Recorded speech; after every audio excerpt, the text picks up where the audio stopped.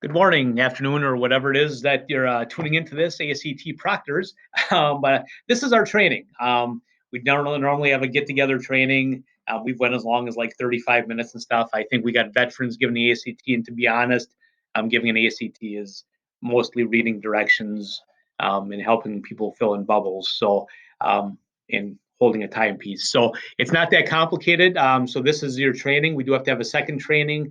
The second training is a briefing the day of the test. The briefing will consist of you coming into this area, coming into the counseling office area and picking up your books, answer sheets, and pencils and paperwork and going back. So that the briefing will be getting your paperwork. So I'm going to explain really quickly some of the high points that maybe need to be put out there just because it's part of the game. Boy, it seems like to me for a 4.5 hour test, this ordeal takes a lot of people's time for a lot of the school year. But here's some of the high points. Hopefully about a 7-8 minute screencast will take us through anything that we need to know. So first of all, you're going to get in your mailbox today. This is Thursday. Sorry for the movement there. You're going to get your mailbox today. You're going to get the test administration manual. That's the one where you're going to read the directions from and do that thoroughly. The other thing is you're going to get a little packet with 4 pieces of paper in it. One of the pieces of paper is the ACT confidentiality agreement. They're very concerned about this. They tell us all the time, no unauthorized media in the room, stuff like that, because everyone's itching to get a shot at seeing how people fill in these bubbles. So, but anyway, the ACT confidentiality agreement has to be signed and on file. That's just a piece of the game. And from there, I will just also in there is going to be the room assignments. You might have seen that already. The ACT room assignments. If you've seen the old one, Mr. Wasco is now added to the fray. But that's a pretty simple deal as the room assignments. Hopefully, Mr. Schlender will get some of those guys in. As a lot of those were virtual, but we'll see what happens there. So anyway, the papers you get, you're going to get the handouts in here. I'm going to quick go through some of the high points that normally get touched upon during ACT prep. First of all, your handouts again are going to include a confidentiality agreement, the group lists, these notes, the notes that I'm going to go over right now are going to be in there with you, and the calculator policy. I'll make a quick note on the calculator policy. A little bit overblown. I've been proctoring the ACT for 24 years now. I've never seen a calculator get tossed. So it doesn't mean it can't happen. I believe it's the TI 89s and TI 92s that are the bad ones. Basically, ACT is making sure that nobody has a calculator that can transmit answers to somebody. If they've got a cousin over in Colorado, they can't be on break during a test and kick something over to give some tip to somebody who's taking the test on the same day. So that's the reason for it, is they don't want calculators that can transmit answers. Very few of those will come into play. Like I said, TI 89s and TI 92s are the big ones. I've never seen a calculator toss, so enough on that, I guess. So that's so a little bit there. As we go down this page a little bit, again, the briefing is going to be, you're going to be coming in to the guidance office or this counseling office on Tuesday morning, just picking up your stuff. Of course, the booklets have to be exact. They have to give you the exact number. I can't give you more than what you have students in a room for. So you technically don't get a booklet yourself to see what they're doing.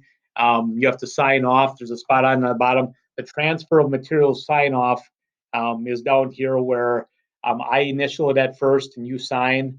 And when they come back, it's the exact opposite. You initial and I sign that every single material is accounted for as it leaves the room, comes back to the room, things like that. And there's a little bit of paperwork that you got to fill out during the test. I'll tell you, you got 4.5 hours. This 25 minutes of paperwork might be good to have just to chew up the time a little bit. So anyway, that's it. As far as your paperwork and what it is, we've got the front sheet here. This is Sam's copy of the paperwork. It's 4 pages. Certainly not a lot on each page, but but you have to account for every booklet, give the booklet numbers from the start and finish, things like that. The second page, you do have to do a seating chart. The key thing there is You have to write down that desks are at least 3 feet side to side and 3 feet head to head in front of each other, or were illegal and non-compliant. That's easy enough to do, especially in these COVID and small rooms. I would just write 6 feet because that's the COVID protocol on any desk front to back. But you do need a seating chart. Has to be handed in. A timing sheet. This was a good one. A few years ago, I was the smartest man I know, Ryan Peterson, went to the chart to see what 3 plus 45 minutes equaled, and it was 48. So this is the timing chart if you need that as you go through, but you do have to fill out the timing chart and get it back. And must have been a long day that day for Mr. P. And finally, this is your roster. Your roster is a little bit important. In that you do have to vouch for every kid in one way or another. In a regular ACT, they got to bring in their driver's license and their ticket and stuff like that. For you guys, you're going to write down an R, and it's going to say recognize, and you're going to put your initials by it. So that's the paperwork you're going to get. Anyway, those are the 4 pages. It should be pretty simple. Every student you just recognize, and I just had a notification cover my face. I don't know if that's doing that on your screen or not. So anyway, that's the paperwork that you'll have to get through when you give the test. A few other just kind of high points. Students are not allowed to have cell phones at any time during the test. During the break either. They can't have cell phones during the test or the break. That'll be the biggest hardship probably for some of them. No food or drink is supposed to be consumed in the room, not even water. I'm not gonna freak out about the water part of it, but by law, the water is not supposed to be consumed during the test, and there are medical exceptions. A person could say during COVID, I have trouble breathing, I need to drink water. I don't know, but the rule says not even water. Okay.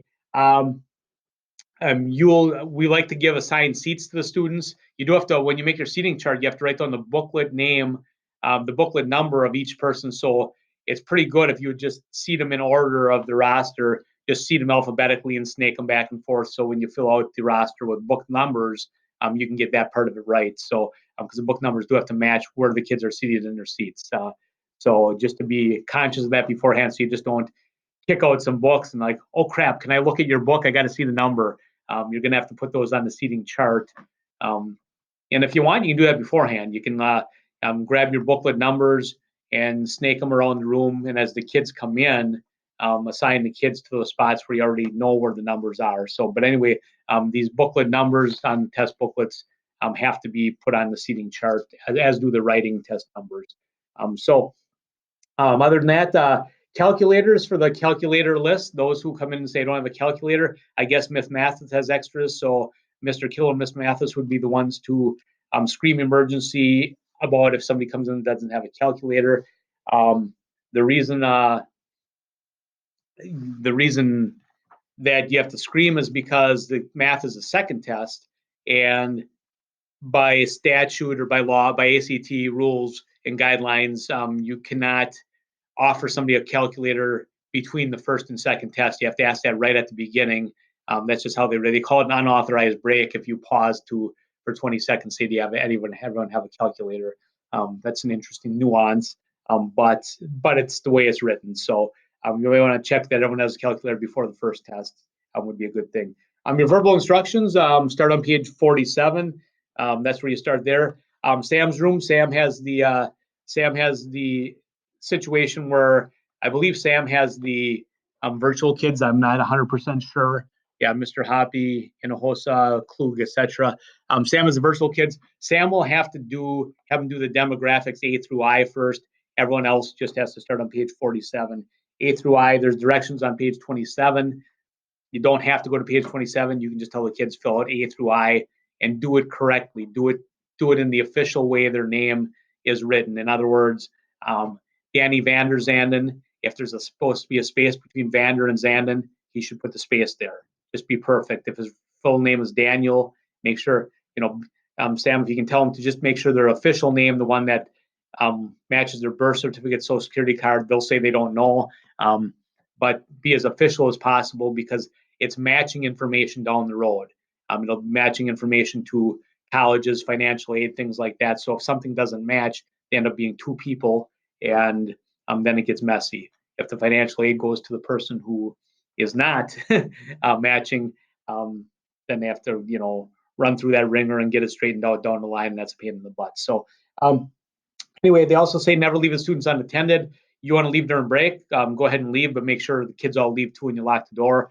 The big break after the second test is 15 minutes max.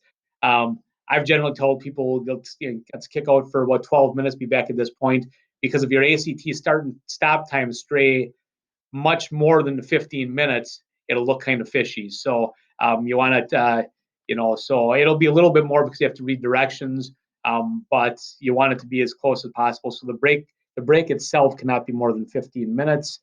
And they get a small test. They get a small break before the writing exam also. So that's the quick shot of it. You can pick up all your stuff. I'm going to see if I have sample copies of all this paperwork to make it even easier for you. This paperwork that you're going to pick up on test day.